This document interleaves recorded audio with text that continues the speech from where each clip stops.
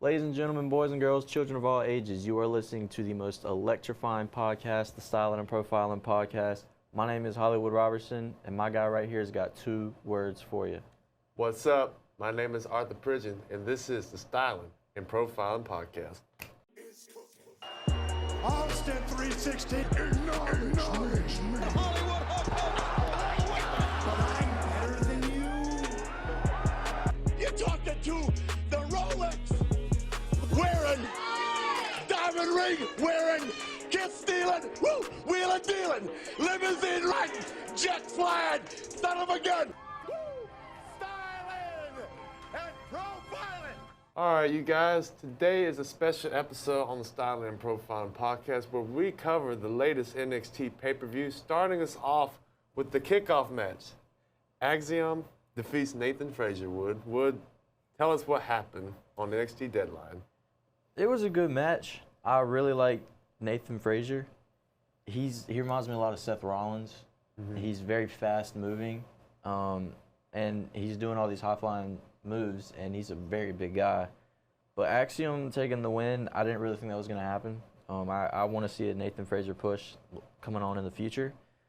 One topic that I really want to talk about, the main broadcast kicked off with Shawn Michaels, but immediately he was interrupted by none other than CM Punk. It also makes it his first appearance in NXT in over 10 years.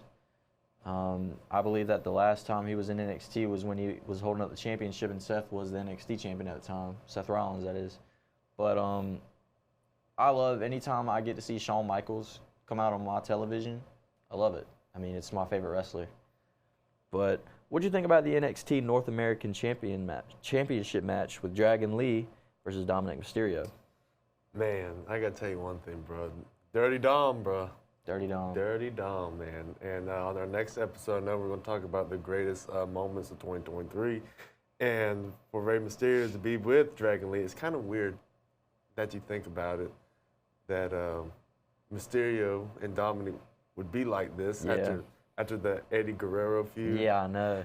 Who's your dad? And then you see Dominic turn on his father, but to see Dragon Lee to defeat Dominic Mysterio, I think that's the best way to go about it. Yeah, I think so too. I just don't know what they're going to do with Dragon Lee being on the main roster now.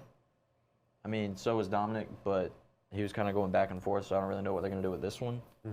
But diving into the Women's Iron Survivor Challenge, Blair Davenport defeats Tiffany Stratton, Lash Legend, Kalani Jordan, and Fallon Henley. I really thought that Tiffany Stratton was going to win. She's kind of like, in my eyes, that's the female of NXT. Like, that's that women's division champion.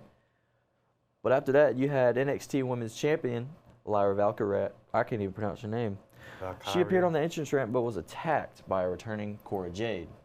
Now, Cora Jade, biggest CM Punk fan. They've had all these pictures from the past.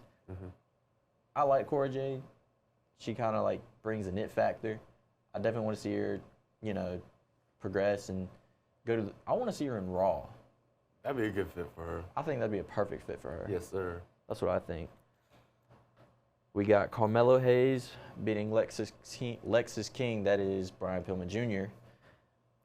What did you think of that match? To be fair, considering the position of where this match was for Melo and King, I was impressed the way how they went about it. The storytelling was decent. The match started off with Melo slapping King's hand.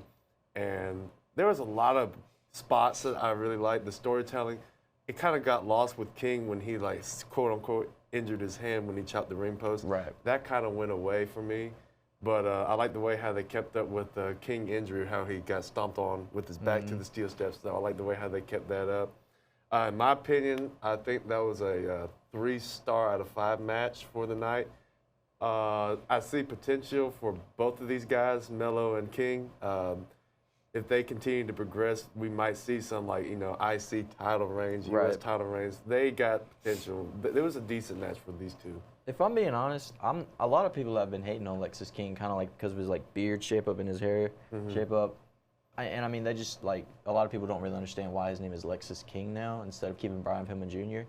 I thought that Brian Pillman Jr. would have been a very cool name to have in NXT and carrying on the legacy of the Pillman name. But after that, you had Lexus King say that he wasn't the one that attacked Trick Williams, and he thanked Hayes for an easy PLE spotlight. That part really had me thinking, and it made me believe more so that Carmelo wasn't the one that attacked Trick Williams, but who knows coming with that. After that match, you had the Men's Iron Survivor Challenge. Trick Williams, my guy, whooped that Trick. They were going crazy in that arena. Oh, I know, dude. He defeats Dijak, Braun Breaker, Tyler Bate, and Josh Briggs. I like Josh Briggs. Josh Briggs is solid. And I love the way how they start off the match with Briggs and Dijak. Those two should not be able to move like that. No, they should not. I mean, they're huge. But obviously, you're going to go with the hottest guy in NXT winning, Trick Williams. After that, Carmelo Hayes. No, after that was the steel cage match between Kiana James and Roxanne Perez. That was a pretty good steel cage match. Solid match. I would say that was match of the night for me. A lot of people could say that the next match, considering it was Dragunov versus Baron Corbin, but that one didn't come up. It didn't really live up to the hype. It didn't live up to the hype that I had for it. And I mean, I had big hopes for this match, but that Izzy Dame came out there and attacked Perez, leading James to a hit with a chair, assisted knee strike for the win. But Dragunov and Baron Corbin. I hate Baron Corbin. I've never hated anybody so much in my life because, I mean, he went from the Lone Wolf to Constant or whatever it was. Let's just do corporate Corbin. Corporate Corbin, okay. And then you had, broke Baron. No, King Corbin. Then King. I can't forget about that. I can't believe I just forgot about that. King Corbin, and then you had the broke bum Baron Corbin. I like broke Corbin. That was because that one makes you think more about yourself. Next, we're moving on from that. This is kid friendly. I'm not gonna go on a tirade over here. But Dragunov, I think he's a very good star. He just got hurt. I think it might have been last night at an event. Rich Holland dropped him on his head. Literally the same thing he did to Big E and has taken him out. Broke his neck. I hope Dragunov didn't break his neck, but it doesn't really matter because Trick Williams is going to win that championship. And then that is when Carmelo Hayes is going to talk about how he was the one that knocked him out. But after that, you had Trick Williams and Carmelo Hayes confronting Ilja from the ramp, teasing a match between Williams and Dragunov to end the broadcast. I'm excited for it. I don't know what's going to happen, but 2 nights ago on NXT, Carmelo got attacked and said that it was Dragunov that attacked him, both. I mean, they're not going to do that to Dragunov because, I mean, he's a face. Everybody loves him, and that's not really his character, I feel like. That's not his gimmick. So I don't really know how I feel about that. But coming up next, we've got Match of the Week.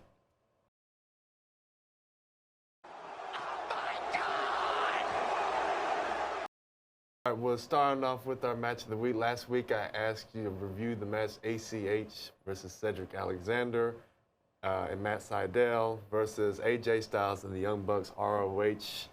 What do you think of that match, man? I thought it was a great match. I came and I wrote. I've watched that match 3 times since you told me about it. I can't believe I didn't know about it, but I jotted down some notes about it.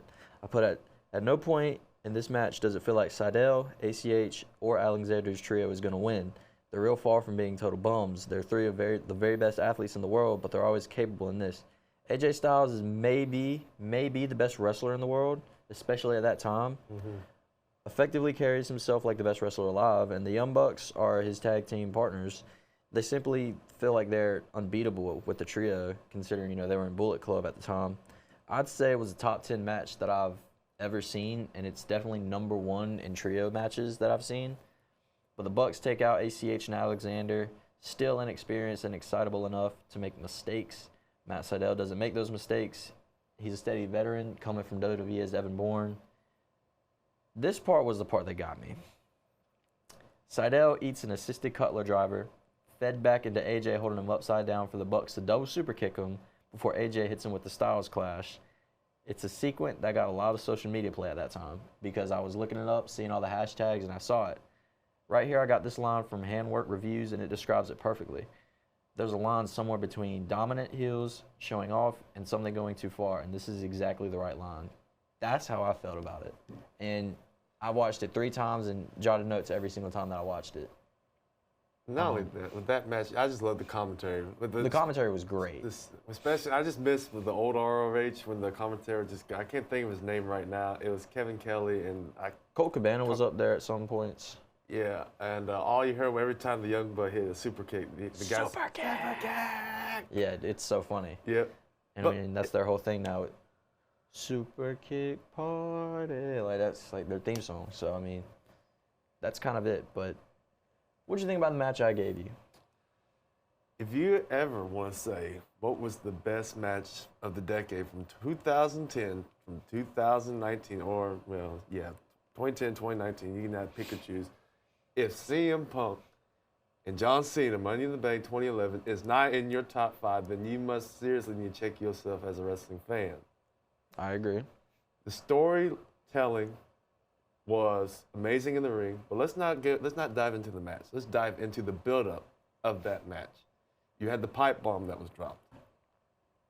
One of the greatest, if not the greatest promo in 2010 from 2019, easily the greatest promo. We were legitimately thinking at that time CM Punk was going to leave the company. He was going to leave ROH. He was going to leave, he's going to leave WWE for either ROH, New Japan, or probably at the times when TNA was hot, he might go to TNA. And we were thinking that, oh, there's no way. But the thing was, they were in Boston, Massachusetts on that Monday before Money in the Bank. And on Sunday, they went to Chicago, Illinois. When CM Punk entered the arena the second time, usually when you have a match, it's always the champion that comes out last. Correct. Cena come out first. Punk comes out last, and the Chicago crowd erupts. Yeah. Storyline 10, like I said, about this match was great. We had a lot of great spots. And at the time, we thought finishers were finishers. Like the attitude adjustment, no one's kicking out. Go to sleep, no one's kicking out. Yeah. I think during that time, we were thinking, oh, my God. They're kicking out a finisher because it was brand new for us. Like, oh, my God. Yeah, I can completely agree with that. Like, just the build-up itself made it, I feel like, a better match than it actually could have been. Mm-hmm. I kind of want to just, like, I don't know if I would have thought the same way if it was just a normal house show like that. The build-up being, like, a year long was the best at its time. And, I mean, CM Punk was having banger after banger after banger and banger promo after banger promo. It lived up to the way that the build-up made it. Mm-hmm. And I feel like there's a lot of matches that don't have as successful a rate as that exact match. Exactly. As far as, like, you have your matches that do live up to the hype, and then you have your matches that don't necessarily live up to it. But that, for sure, lived up to its hype, especially at the time. And there's a lot of things that spawned off that match, too. Yeah? A lot of things spawned off that match. You had the Triple H versus Punk rivalry. Then you had Triple H versus Punk rivalry. You had Cena and Brock rivalry, Cena and Rock rivalry coming from that. You had some stuff with The Miz going on, and The Miz was just making his name. Mm-hmm. I mean, that was, like, truthfully, when I go back to WWE as when I was a child and how I remember it, it was during that time exactly. Like, Rey Mysterio wearing the yellow and blue gear. You had John Cena wearing the orange gear. You had CM Punk. You had Triple H, who was fighting every once in a while, but more so than any. You had The Rock coming back. You had Brock coming back. Dolph Ziggler was good. Sheamus was good. I mean, it was like that was my childhood as I remember it. And then you can't also forget in the 2011s, and the guy, I think he's in jail last time we checked. He deservedly so. Del Rio. No, I wanted to bring this up as well. Del Rio had a show in a gym, and nobody, like, there was like 15 people there. Like, and Facebook was going crazy, and it was talking about how do you go from, like, main eventing WWE shows to, and winning the Royal Rumble to performing in gyms with max population of 15. What a fall from grace, man. He did it to himself. Yeah, he did to him. That's what I'm saying. I thought he was in jail last time I heard from him, but 15 people, bro. That's yeah. But we're not gonna have a match of the week this week, considering next week will be best moments of 2023. I feel like that's the best way to end it out, and we're gonna give ourselves a break for Christmas. But I would definitely stay tuned and watch this next episode, you guys. It's gonna be dropping next Friday. But with all my fellow Marks out there, this is the end of our show. Don't forget to like and subscribe to the Styling Profiling Podcast. And every episode of this podcast drops every Friday. With that being said, I must bid you adieu, goodbye, and good night. On a style, woo, and profile, woo.